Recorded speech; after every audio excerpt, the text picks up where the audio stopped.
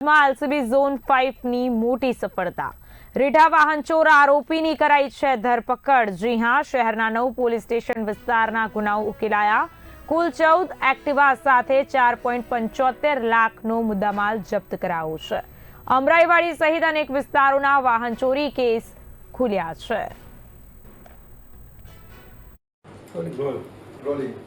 Zone 5 LCB દ્વારા અમદાવાદ શહેરના કુલ 9 police સ્ટેશનના 14 અલગ અલગ વાહન ચોરીના ગુનો શોધી કાઢવામાં આવ્યો છે, જેમાં આરોપી વિકાસ જગદીશચંદ્ર ત્રિવેદી ખાસ કરીને એની મોડસ ઓપરેન્ડી એવી છે કે મેટ્રો સ્ટેશનની નીચે જે એક્ટિવા પડ્યા હોય તેમનું લોક સળિયા દ્વારા તોડીને અને એક્ટિવાનું એક જગ્યાએથી બીજી જગ્યાએ જવા માટે ઉપયોગ કરતો હતો અને જ્યારે એક્ટિવામાં ઈંધણ પૂરું થઈ જાય ત્યારે તે કોઈ બ્રિજ નીચે અથવા તો અવાવરૂ જગ્યાએ એક્ટિવા મૂકીને બીજી વાહન ચોરી કરતો હતો।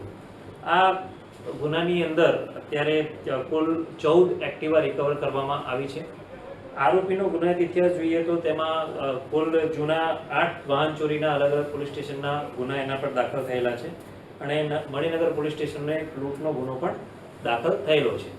આ ગુનાની અંદર ખાસ કરીને માનનીય પોલીસ કમિશનર શ્રી અમદાવાદ શહેર દ્વારા આપવામાં આવેલી સૂચના મુજબ પોલીસ દ્વારા જ્યાં વધારે વાહન ચોરી થાય છે એવા મેટ્રો સ્ટેશનની નીચે કેમેરા લગાડવામાં આવેલા હતા। એ મુજબ અમરાઈવાડી મેટ્રો સ્ટેશનની નીચે પણ અમરાઈવાડી પોલીસ સ્ટેશન દ્વારા કેમેરા લગાડવામાં આવેલો હતો। એ કેમેરા થ્રુ આ ગુનો અમે ડિટેક્ટ કરેલો છે।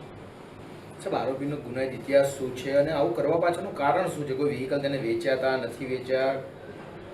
આરોપીએ આ પહેલા કુલ 8 વાહન ચોરીના ગુનામાં સંડોવાયેલો છે તેમજ એક લૂંટના ગુનામાં સંડોવાયેલો છે। અત્યાર સુધીની તપાસમાં આરોપી વાહન ચોરી કરીને વાહન વેચતો હોય તેવું ધ્યાને આવેલું નથી, પરંતુ એક જગ્યાએથી બીજી જગ્યાએ જવા માટે એ વાહન ચોરી કરતો હતો।